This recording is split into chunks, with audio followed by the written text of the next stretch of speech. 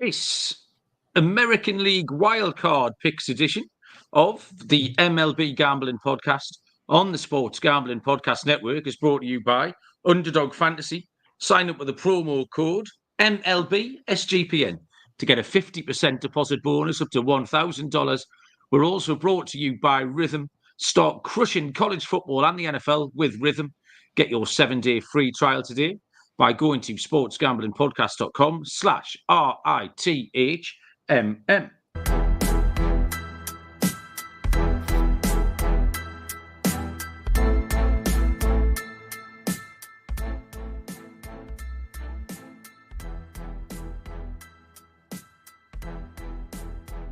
Welcome, everybody, to the MLB Gambling Podcast on the Sports Gambling Podcast Network. My name is Malcolm Bamford, coming to you from Newcastle upon Tyne in the northeast of England. Today is Monday, the 30th of September.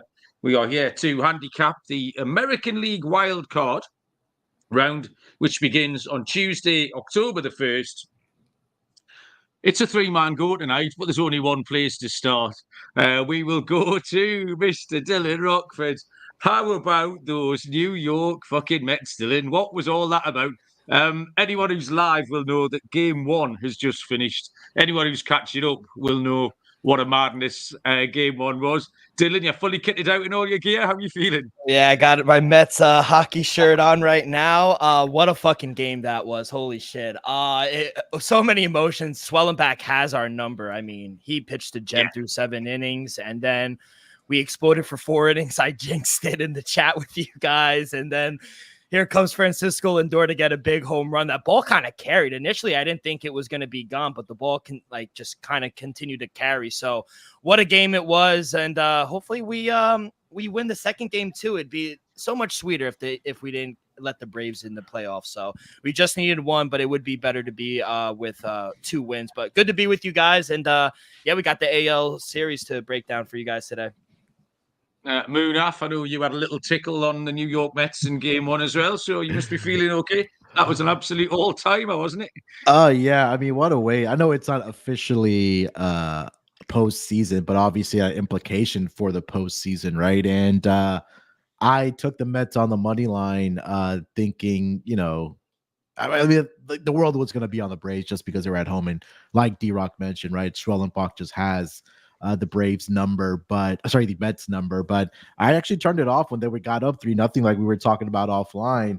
And I went to grab a bite to eat. I built a new office chair here, and I let alone come back. I had let the TV on, and I saw a score of 6-3, and I immediately messaged you guys. I was like, "Oh, what the hell happened?" I haven't gotten a chance back to watch what happened at the top of the inning there.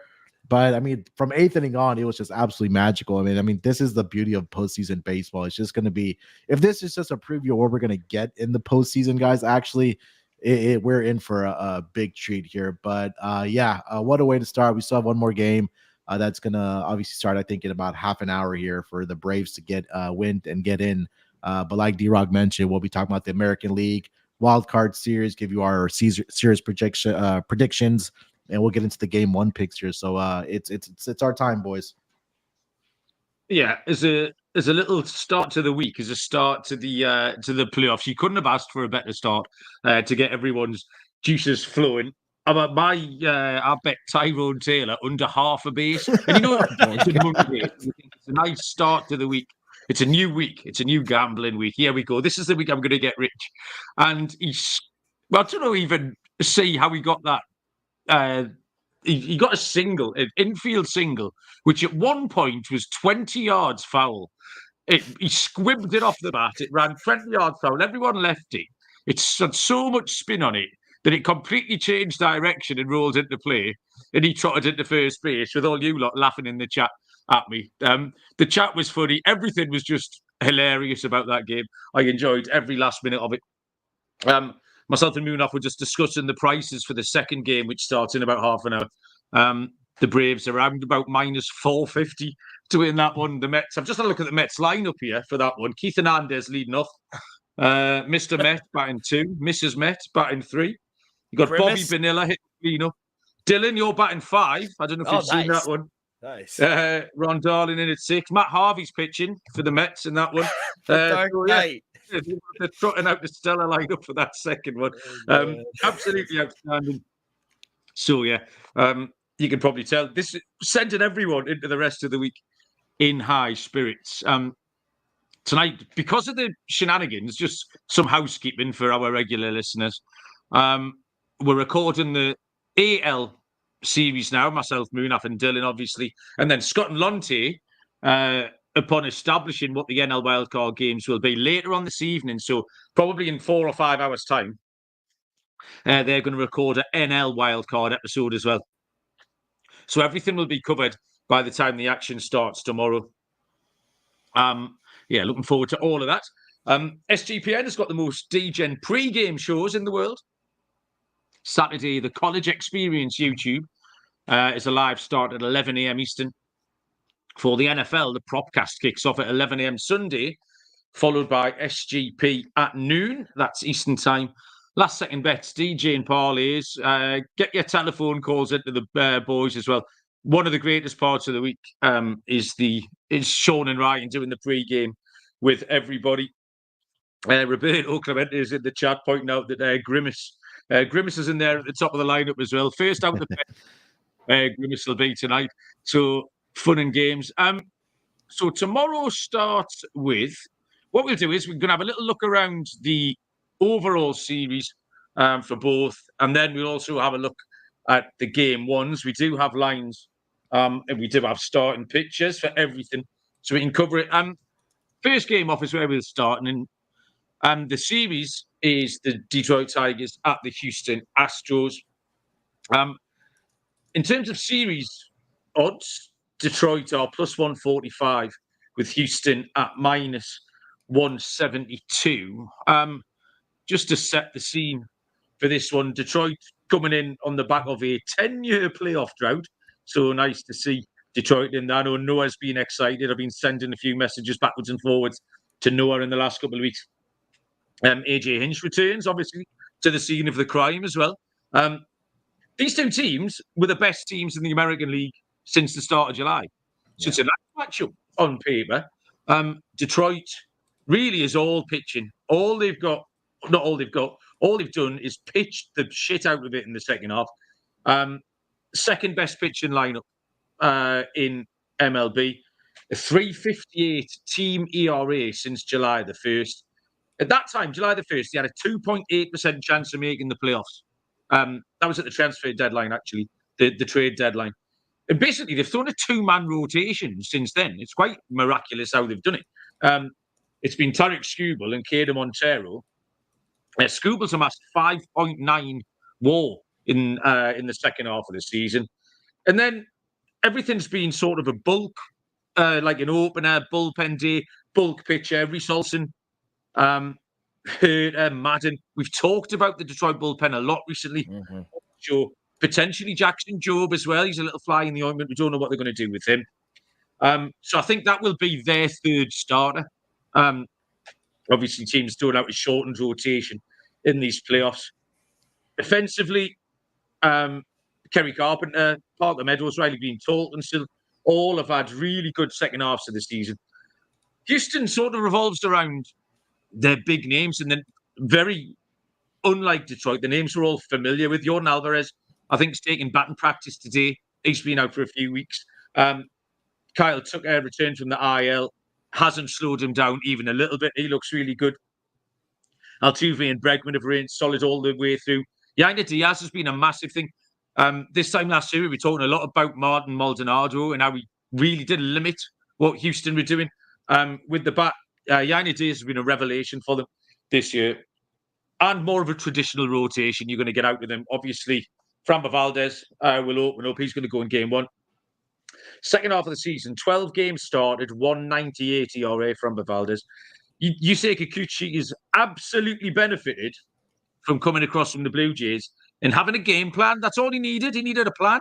We talked for a great length about the Blue Jays having no idea what they're doing or what they're attempting to achieve. A little bit of structure for Kikuchi. He's been brilliant. And then Hunter Brown, I reckon he'll probably be there number 3. He had a 9.78 ERA through his first 6 games. Has reduced that to 3.49. So a really good fight back from Hunter Brown. The bullpen, really daunting names in there.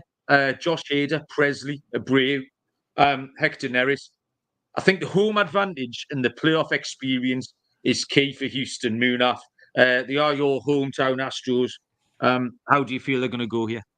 Yeah, and the one name that you didn't even mention for the Astros is Justin Verlander, right? And I think rightfully so, just because he hasn't been very good, to say the least, since he made his return. For this Astros rotation, his last start was okay, 6 innings, 3 earned runs, 5 strikeouts, but he's really been a shell of himself for this Astros team. And look, maybe age is catching up to him, or whatever the case might be, and injuries, and maybe not having a lot of pitching time this season, at least because he was on the IL for so long. But I think the key part, what you mentioned there, Mal, is that the Astros have that experience, right? Because they've been to 6-7 straight American League Championship Series, so they know what it takes to get there. They fared very well in the Wildcard Series. So I think for the Astros, we're not really worried about their hitting because we know what they're capable of, especially with all the names of the lineup. It's what you're going to get out of the pitching. And, we talked during the regular season about how great form that Framber Valdez has been in the second half of the year, and rightfully so. He should be getting the start here in game one, and is getting the game one start here for the Astros against the Tigers. And you got to give a lot of credit to the Tigers, right? Just because what you mentioned there, Mal, that it was Montero and it was Tarek Skubal. That were the two names. After that, they kind of just pieced it together. And, for AJ Hinch to be able to do that and propel this Tigers team into the playoffs, I think it is absolutely fantastic. The Astros did win the season series 4-2. They played 6 games during the regular season. And Framber Valdez, I know we'll talk about game one here in a minute, but for me, it's what you mentioned, Mal. It's just that playoff experience for this Astros team. And, again, a lot of people are just expecting this team to be back in the American League Championship Series. So again, if their bats are going to be able to keep on going, if they're able to get more than average pitching here, I think the one key guy in this rotation, what you mentioned, is going to have to be Kikuchi, because he's coming over. He came over to this Astros team at the trade deadline, and he's looked absolutely fantastic compared to what we saw when he was with the Blue Jays there. So I just think that the experience will be too much here for the Tigers to handle from the Astros. Do I think they can win a game in this series? Absolutely. But again, I just think this Astros team will at least advance to the divisional round. With the experience and just the championship caliber this team has here. So I'm going to go with the Astros in the series. I know it's a boring pick, but I just feel like they are the right side. D-Rock, how are you feeling about this? Yeah, I'm so glad you guys brought up Yusei Kikuchi, because, we talked about him really not having a home or really having a plan for what they wanted to do with him in Toronto. But as soon as he came over to Houston, it was like he was a new pitcher. So it was a fresh start for him. And some guys just really need that. So, yeah, I think he will go game 2. And I think they have the pitching advantage. They're a big favorite, and I think for good reason. -184 I see for the series price. It's too high to just take straight up, in my opinion. Can they take a game, the Tigers? Maybe, but it's to, like you guys said, they really only have 2 pitchers that go for them. So I really don't trust them. I'm going to take the Astros to sweep them at +195. We'll talk about game 1 in a bit, but, if the Tigers don't win game 1 with Skubal on the mound, I just don't see them piecing up winning game 2 here.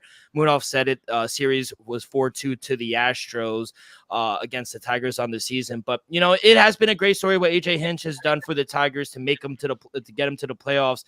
But going up against this Astros team with a ton of postseason experience, this is where they thrive. And, I just think this is a bad matchup for the Tigers. I don't know offensively where the runs are going to come from, because this is a top 10 offense. Say what you want. This has been a good season for the Tigers, but offensively, I just don't think they're going to be able to compete with the Astros, especially on the road. So, yeah, like Munaf said, it might be a boring pick, but I do think Astros cruise in this series. So I took them to sweep the Tigers at +195, at least to get some value. Yeah, we're going to have a look at game 1 momentarily. Let me let you know about Underdog Pick'em.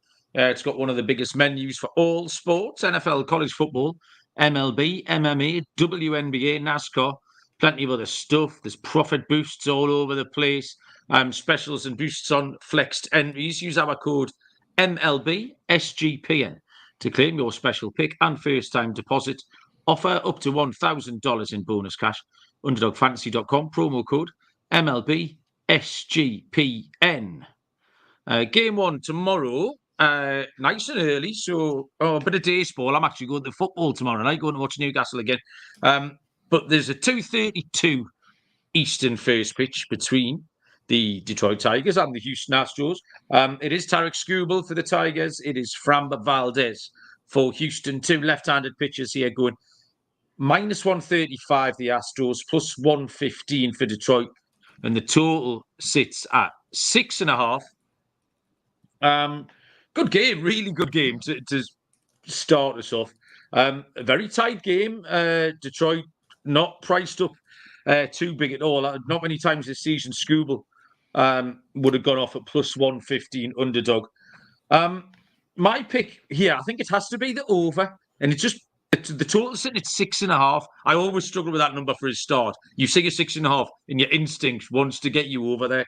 And it's basically based on the offensive two teams lately. They're averaging 8.8 runs per game between them over the last month.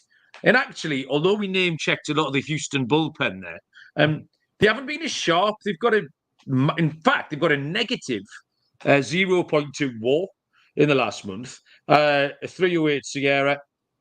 I just think the 6.5 is too low.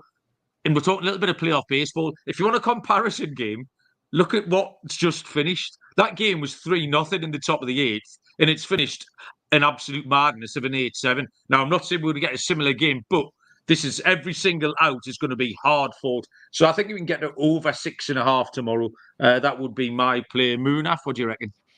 Yeah, before we get to it, a little bit of breaking news here for the game 2 between the Braves and the Mets. Chris Sale got scratched for this game. He's dealing with back spasms, so we'll see who's going to be the starter here for the Atlanta Braves here. So, I mean, I know this episode will be posted after we know the results of game 2, but at least for everybody watching live here, that's a really developing story here for the Atlanta Dylan Braves. can't stop laughing. I can't. I'm sorry. It's just so I'm so happy. Like, just go, Munaf. My bad.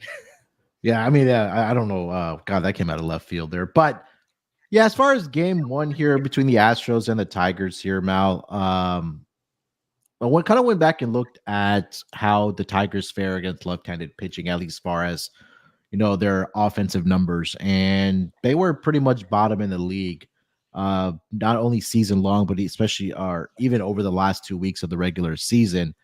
So I'm not sure, like what D-Rock mentioned, that where the runs are going to come from here for the Detroit Tigers. You take a look at Framber Valdez's numbers since 2022 against the Detroit Tigers. He has a 2-1 record with a 1.50 ERA and 5 appearances, 34 strikeouts. He did have a start earlier this season against the Detroit Tigers in Detroit back on May 10th. 7 innings, 6 hits, 2 earned runs he gave up in that game. Did give up 2 walks in that game as well. I know we talked about it during the regular season episodes that Framber Valdez, since the All-Star break, was just absolutely on fire and fantastic. I mean, he was just mowing down the opposition, and I think that's something that may continue here.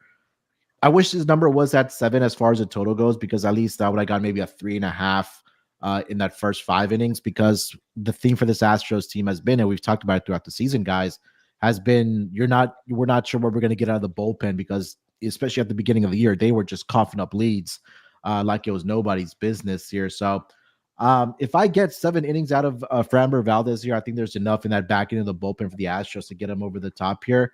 So I could see this being like a 5-2, 4-2 type of win here for the Houston Astros here.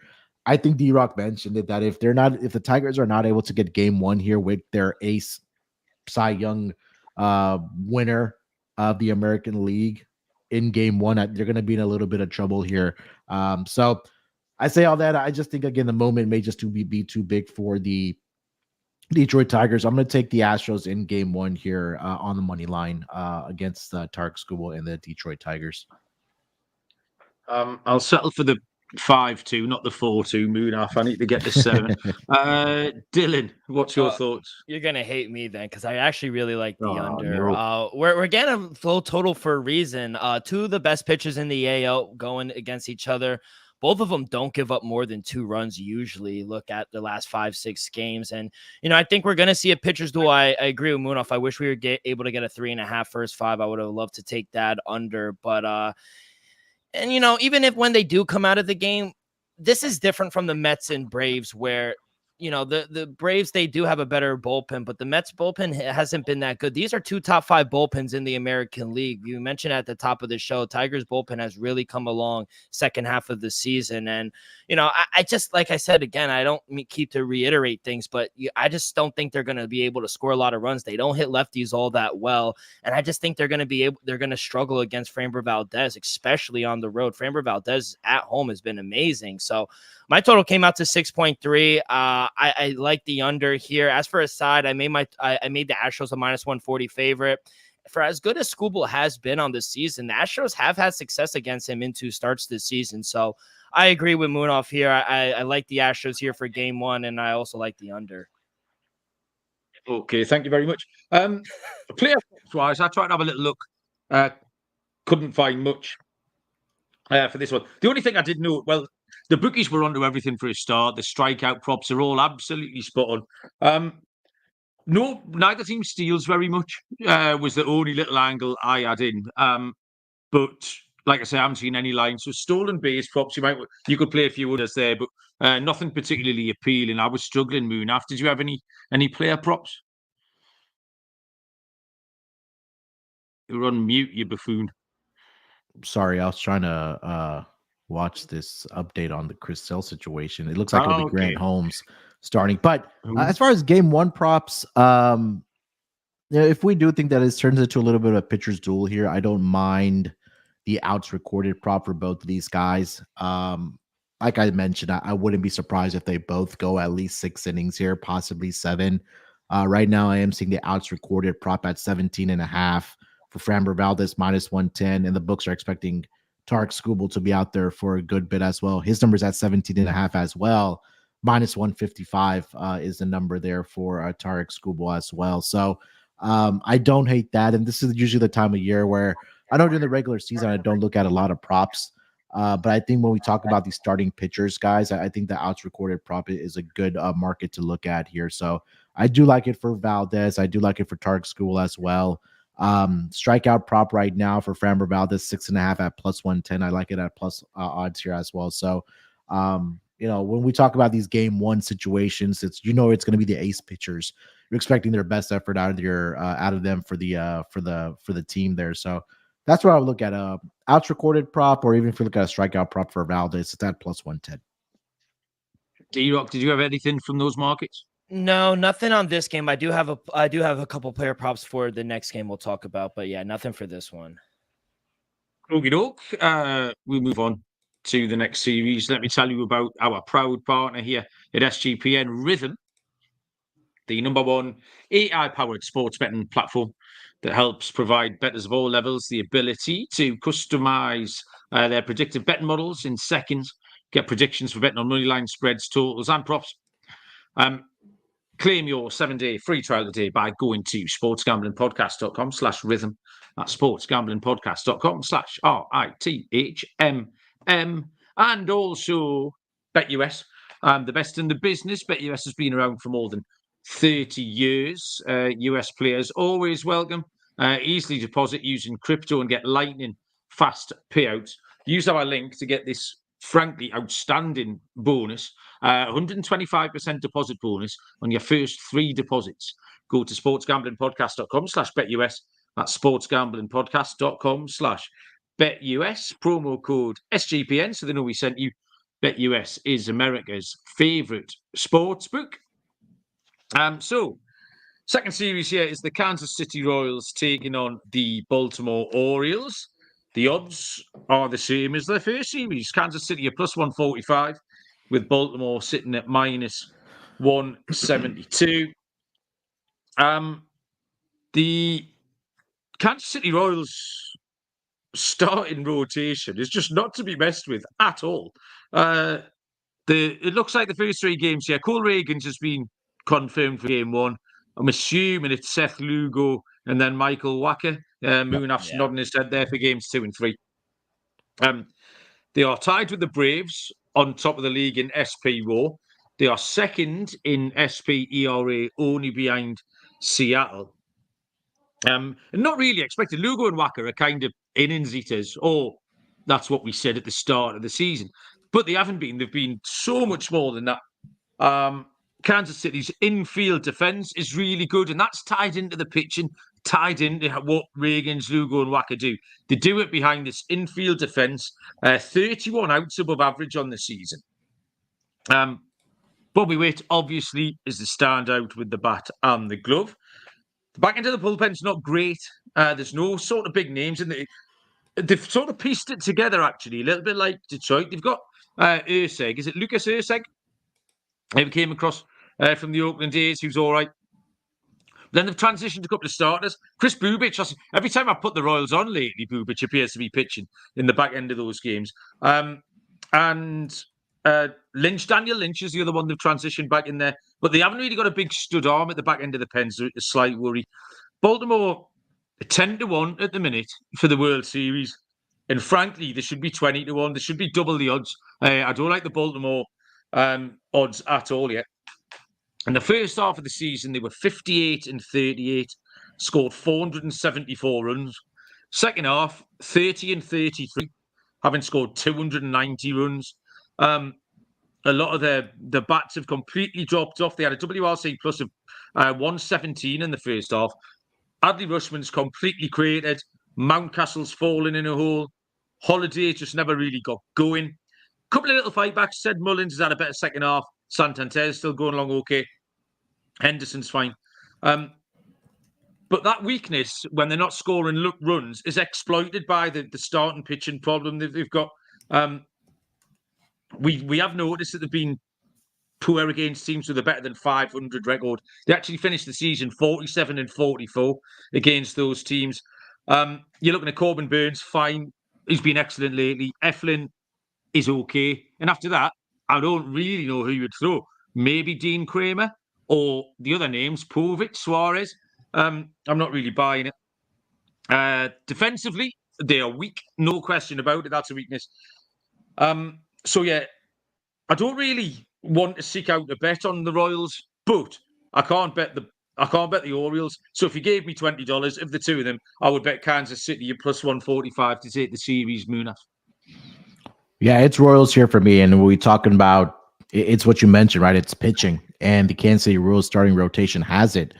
And I think that, at the beginning of the year, I mentioned that the Orioles are a year away from being a year away. I still think they need to address a lot of the pitching or lack thereof pitching that they have in the starting rotation, right? It was a great pickup of getting Corbin Burns to be that frontline starter. But after that, it's a guess. I know they've dealt with a lot of injuries, have the Baltimore Orioles in that pitching rotation there. But we've mentioned, it's a theme that when we get to the postseason, who has the best pitching of the series, and possibly that can make a World Series run. And I think that at least for this series, I should say, the Royals have that better pitching rotation led by Cole Ragan, Seth Lugo, Michael Wacha for this Royals team. The only part that does make me nervous about the Royals is that their batting, especially in the second half of the year, in particular the last month, was a little lackluster. And they barely squeaked their way into the playoffs there. But I think this is going to be an opportunity here for this pitching rotation to really shine here for this Kansas City Royals team. And again, when it does get to Kansas City for a game there, I think that crowd, that environment is going to be absolutely fantastic for this team. But, for the Orioles, they got off to a great start, but they really did fell off. And it's a lot of what you mentioned, Mal, that it's just inconsistencies, especially in that batting lineup as well, right? I mean, you have some guys that can hit the baseball, but they just haven't been able to piece it together at the right time. And a lot of the guys have fallen off here. So would I be surprised if the Orioles win game one behind Corbin Burns? No, but would I be shocked if the Royals won game one? Absolutely not. But I do like the Royals in this series. I think they have the better pitching staff for sure. Now that's what I'm looking at in this game. So it's the Royals for me to win this series against the Orioles. Dylan, 2 for 2 so far on the Royals. You making it a sweep? Yeah, let's make it a sweep. 3 for 3 here. Much better series in my opinion. And, I just think based on pure value purposes, I think you have to take the Royals at plus 144. I think this is widely inaccurate the way the books handled the price for Baltimore. I don't think they should be this big of a favorite. I think offensively, these teams are kind of even, but like you said, defensively, I don't trust Baltimore. And outside of Corbin Burns, maybe you throw Dean Kramer. Outside of that, who do they really have to pitch? I don't trust their bullpen at all.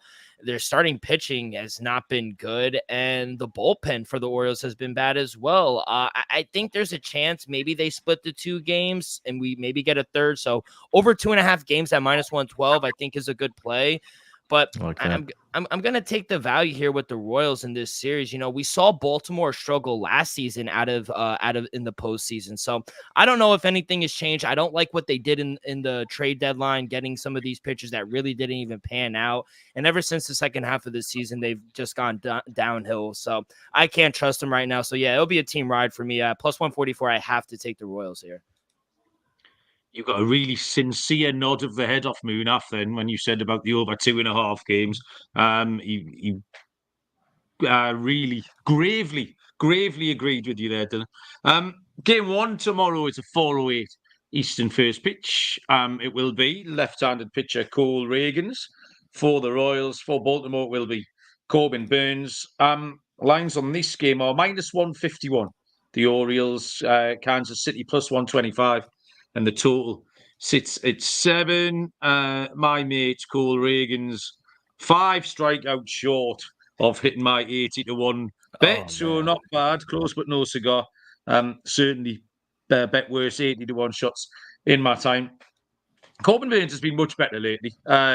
Sort of sorted out his cutter was something he needed to do to be able to get back on his game, and he's done that. And I think it can go well. I've got no issues with Burns at all. Reagan's game log's been really good. His last 4 have been spot on. The game total actually hasn't got over 7 in his last 6 starts, Reagan's, which is a really strong trend. You both just said in that first game in Houston, you would love to have seen the first 5 under 3.5. Well, I have seen one for this game, and it's the pick I like. So my pick here is going to be the under 3.5 for the first 5. That's at a price of -105. Munaf, what you got? Yeah, Corbin Burns, like you mentioned, has been very, very good this season for the Orioles. I think that's not a hot take there, but I think this is another game that could really turn into a pitching duel, right? And I think you mentioned with Cole Reagans, who's been absolutely outstanding for that rotation as well this season, or I should say, Corbin Burns in his career against the Royals, a perfect 3-0 with a 2.15 ERA in that span. Did face him twice this season, but the both starts were back all the way in April. The first start, 5 2/3, 9 hits, 2 earned runs. The second start, 5 2/3, 4 hits, 3 earned runs in that game. So again, when it gets to postseason baseball, like I mentioned, it's really reliant on the starting pitchers. Cole Reagans on the season, 11-9, 3.14 ERA. Has struggled against the Orioles. I think that may be a little bit of a downfall here for him. I want to see if this was this season for Cole Reagans against the Orioles. So he also had 2 starts. I believe these 2 pitchers matched up in both of those starts where they faced each other. And Cole Reagans in Baltimore, that first start on April 3rd, had a fantastic outing, 6 1/3, only allowed 1 hit. Did have 2 walks, but no earned runs in that game. But then that following start on the 20th, he did get blown up in Kansas City. He only lasted 1 2/3 innings, 9 hits, 7 earned runs he gave up in that spot here. But at least the recent form has been really good. So I'm not sure how much we really want to take away from that. He hasn't allowed more than 2 earned runs in any of his last 4 starts here. The walks are the one concern. That's the part that makes me nervous. And I think for a young team like the Kansas City Royals, and you could say the same thing about the Orioles as well, but for me, I know that Corbin Burns has that playoff experience because he was with the Milwaukee Brewers for so long. So I would look at the Orioles in the first 5 innings because we know how bad this bullpen can be. We saw it throughout the season. Will we be surprised if the Royals came back, when Corbin Burns left this game? Absolutely not. So I'll take the Orioles in the first 5 innings on the money line here, or if you want to get on the run line, maybe split a unit there. But I think that Corbin Burns can settle in very well into this game. Okay, so similar handicap, different angling for Munaf. Dylan, how did you handle this one? Yeah, like I mentioned a little earlier, I do like the Royals in this series, but I like them here in game one as well. I only made the Orioles a -120 favorite. So at +132, I'm seeing here at certain books. I think there's a lot of value here with the Royals. On the road is where you want to back Cole Reagans. He's been much better on the road, especially in the month of September. 108 ERA in the month of September, just 3 runs given up in 25 innings of work. You know, he has versed the Orioles twice back in the beginning of the month, and on the road when he versed this Orioles team, 6 shutout innings versus the Orioles as well. So I do think he can go well here. I think they're the right side. So I do like the Orioles here.